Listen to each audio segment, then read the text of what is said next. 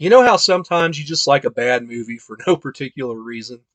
Well, that pretty much covers these two Crow sequels for me. With the recent news that the new Crow reboot starring Bill Skarsgård has just wrapped production, I thought it'd be a great time to talk about the two best Crow sequels, The Crow City of Angels from 1996 and 2000's The Crow Salvation. And we're going to look at them in five key categories and figure out which is the best. And these categories are story, setting, acting, makeup and effects, and action slash kills. So go ahead and hit that music.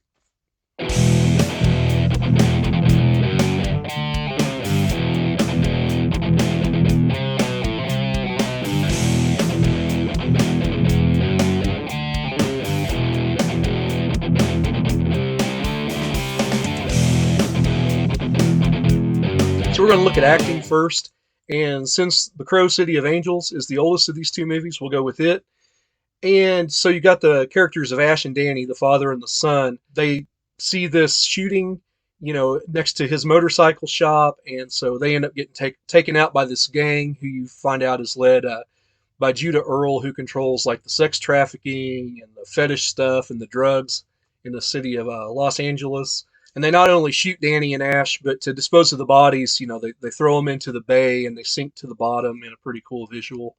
And that's when Ash comes back, and from that point on, it's a revenge tale. And you've got the character of Sarah, who's not a teenager anymore. She's moved out to L.A. She's grown up. She's more internal and kind of this haunting figure, and she's the link between the first movie and this movie, and you kind of needed that. And I think that character's kind of cool. Crow Salvation, you've got the character of Alex Corvus, and he's been set up by dirty cops to make it look like he killed the love of his life, Lauren.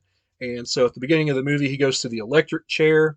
And unlike the first two movies, where the crow makeup is painted on, I love this part of this movie where after he reawakens in the morgue, his face is all charred and he peels the dead flesh off and he's got the crow scars. And I really like that part of this movie. It's a really good twist on something that's already been established. And at this point, three movies in, you need something like that. But of course, he comes back and he's looking for revenge. And there's this Scooby Doo like plot point where he's looking for the man with the zigzag scar on his arm. He was there at his electrocution and he saw him and he knows he's been set up by this guy. And so he's going through all these dirty cops trying to find him. There's also a side plot with Lauren's sister Erin, played by Kirsten Dunst, who Alex is trying to prove his innocence to, that he didn't really do this to his sister, stab her 53 times or whatever. So that's the main part of the story for The Crow Salvation. And I actually prefer that to The Crow City of Angels. The Crow City of Angels is sort of the same as the first movie. It's a little more heavy on the drama side, where The Crow Salvation, there is drama there, with the whole police mystery thing. But it seems like there's a whole lot more action there, and it's more of a vengeful film like the first movie. So as far as story goes, we're going Crow Salvation, and it's up 1-0. So now we're going to move on to setting, and I'll take Crow Salvation first. It's more kind of like the first movie, where the Crow City of Angels is stylized a lot, and I'll get into that in a minute. The Crow Salvation looks a lot like the first movie. A lot of darks, looks pretty gothic, a lot of inside stuff. Both of these movies, it's really weird. They have this weird fetish strip club bondage thing going on that really dates it to the 90s. I like to call it 90s edge. Movies like this and Halloween 6, mid 90s to 2000, they got these, weird people, silhouettes of people moving behind silk sheets and stuff, just strange. And both of these movies have that. This movie has quite a bit of it. The Crow City of Angels, however, I really like because the streets are like really sparsely populated. It's like there's nobody downtown.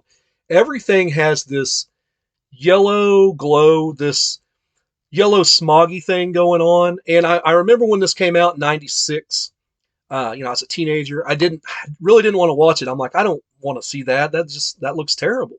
But now looking at it as an adult, there's so much art put into what they're doing in those scenes with the yellow and the sodium lights and the fog and smog and everything.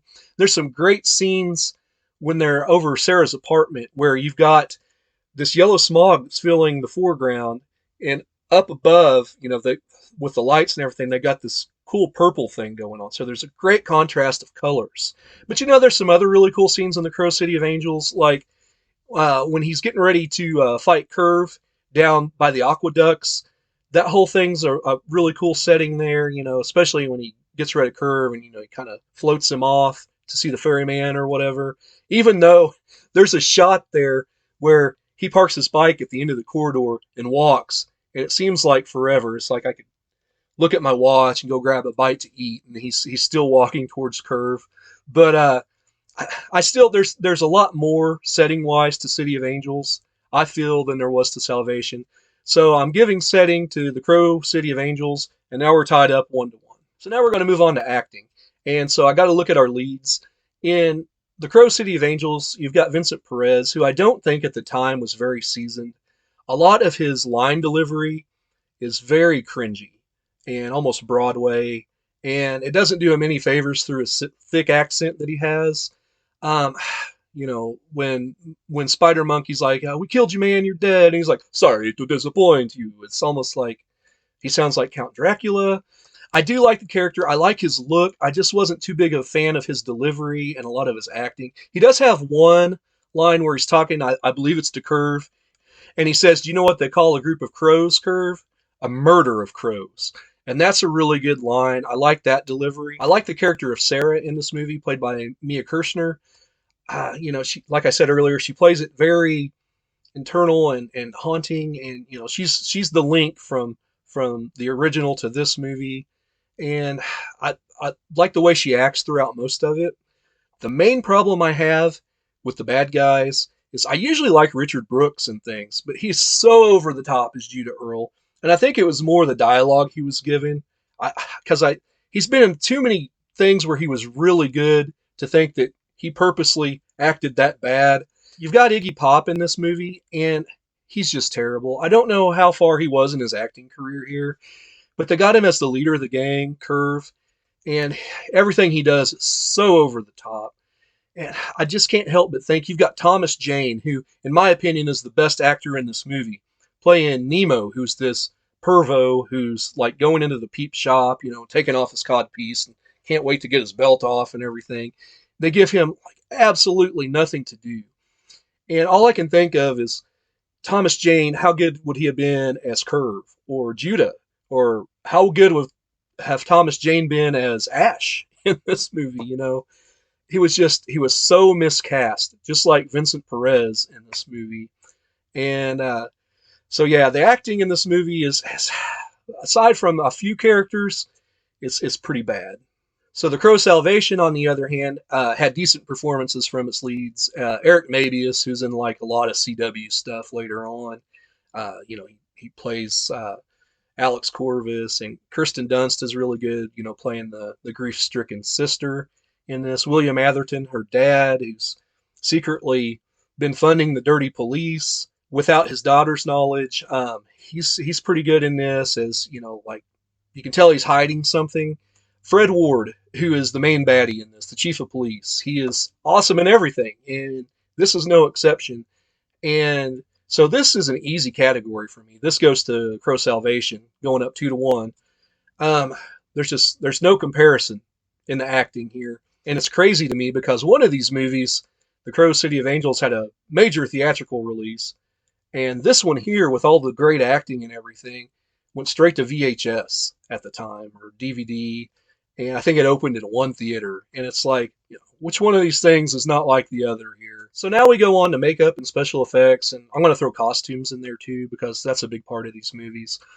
The Crow Salvation was all right. The special effects were pretty good for 2000. Like special effects wise, they're probably a little bit better, like CGI wise and everything, than City of Angels. City of Angels, I love that smoggy feel and everything, like I talked about earlier. Costumes were nothing really to write home about. You're talking about a crime drama. All the cops are wearing, the button-down shirts with ties. You've got the main character of Alex Corvus, who, he escapes from prison, from the morgue, and he's wearing a gray prison jumpsuit. So there's some scenes where he's in the shadows, like walking down a corridor, and he reminds me of Michael Myers, which doesn't exactly scream Crow. Later on, he steals from one of the baddies a jacket, a long overcoat, and wears it, but it doesn't really match his jumpsuit, and so, it's just, whatever. In contrast, I like all of Judah's thugs in the gang, the outfits that Curve and all of them are wearing, with like, the leather vests and leather pants and everything, cod pieces and everything. A lot of thought went into that. I think the budget has a lot to do with why I like the effects and the makeup and the costumes of the Crow City of Angels more. While I had issues with Vincent Perez's acting, I do love his look as the Crow. I like his costume as the Crow. He's got that long leather duster and it's got the tails on it. And there's a scene where they're playing Filter, and he's going underneath the underpass on the bike, and those tails are flying in the breeze behind him, and that's a really cool scene. And I really really like that look. I like what Sarah's wearing a lot in this movie. She goes to work at that tattoo shop, and she's got this really cool outfit on. Before Curve and his guys come in and assault her and the tattoo shop owner. So makeup and special effects and costumes, I have to go with the Crow City of Angels. So now we're tied up 2-2 going into our last category, and it's action. So action-wise, to me, neither of these were as good as the original Crow. Not even close. The most gruesome kill in the Crow City of Angels is probably Nemo in the Peep Show, and that's an off-screen death. You come in and you see the aftermath, where his eyes have been plucked out. He's got that paper crow in his mouth and everything, sitting in the booth, and that was really cool and gruesome. But that's really like the only one. There's not a whole lot of action or fighting going on till the end with the fight with Richard Brooks' character Judah Earl, and it's okay. Salvation, however, is a straight up revenge tale, straight action. Whether you've got Alex Corvus impaling Walton Goggins, from the ceiling, or there's this really cool scene where he's got the cop who'd been shot in the leg, and so he's got this gimp, and he steals his car, and they're racing down these tracks, and they crash into this bus, and so both of them go through the windshield, and of course it kills the one guy. That's pretty cool. They're being chased by a cop car and everything, and then the whole scene blows up. Um, that's a really cool action set. They actually do a scene that kind of rivals Brandon Lee's death in the original, where he goes up in the Key Club and all the cops are waiting on him, where he kills Walton Goggins, and they all just open fire on him. And that's a really big scene. So I can't mention kills without talking about Sarah's death scene in the Crow City of Angels, where Judah's got a knife and he's coming after Ash, and Sarah sees him and she's like, "No!" and runs toward him with her arms up. Come on, that's one of the most stupid deaths in a movie like this. Just terrible. So for that reason, and the fact that The Crow's Salvation has quite a bit more action, I'm going to have to go action and kills with Crow Salvation. So there you have it, guys. In the final score of 3-2, The Crow Salvation beats The Crow City of Angels here on Drew Reviews. They both have their problems. On a scale of 1 to 10, I would give Salvation a 6.25. I think it's a decent movie. I think it should have got a wider theatrical release than one theater, somewhere in like Washington State. I think it's definitely worth a watch. Crow City of Angels, I think, is a 5.75 movie, bordering on 6 there. We'll go 5.8 for Crow City of Angels. It's very stylized, very 90s. It was definitely a cash grab. I'd like to see what would happen. Miramax was in charge of both of these, and of course you got the Weinsteins, and they've got their hands in everything. Do this, don't do that. I'd like to see the cut of the movie that exists where they didn't tamper with it. I think you'd have a better Crow City of Angels, in my opinion. But yeah, I think the right movie won here. So let me know if you think I made the right choice here. I like both of these movies. Neither one's going to win any awards or anything. And let me know if there's any other movies you'd like to see me put against each other. I tend to save the big ones for our Macho Movie Madness channel, but stuff like this that I know we're not going to probably ever get to, I'd like to talk about on this channel. So yeah, if there's any just weird indie movies or B movies you'd like to see me pit against each other, put it down in the comments. So thanks for listening, guys. Be sure to hit that like and subscribe if you like what you see. Leave me a comment. And as always, I'm Andrew. I'll see you down the line.